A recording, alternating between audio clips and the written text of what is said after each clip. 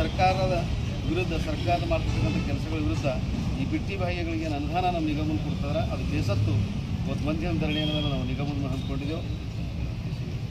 2018ರಲ್ಲಿ ಇದೇ ಸಿದ್ದರಾಮಯ್ಯ ಹೇಳ್ತಾರೆ ಮಾದಿಗರ ಶಾಪಲಿಂದು ಮಾದಿಗರು ಮತ ಹಾಕಲಾರ್ದು ನಾನು ಸೋತಿನ ಅಂತ ಜಿಲ್ಲೆ ಕೊಟ್ಟಿರ್ತಾನೆ.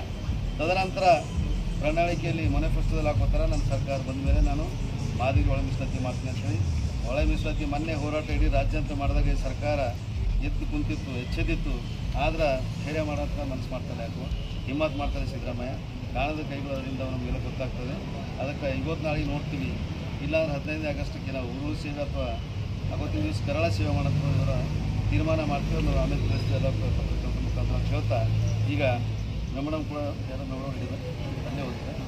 ಆದ್ದರಿಂದ ನಿಗಮದ DM ಆಗಿರ್ತಕ್ಕಂಥ ಪ್ರೇಮಸಾಗರ್ ಅವರು ಬಂದು ಮನವಿ ಸ್ವೀಕಾರ ಮಾಡಬೇಕಂತ ಅಲ್ಲಿ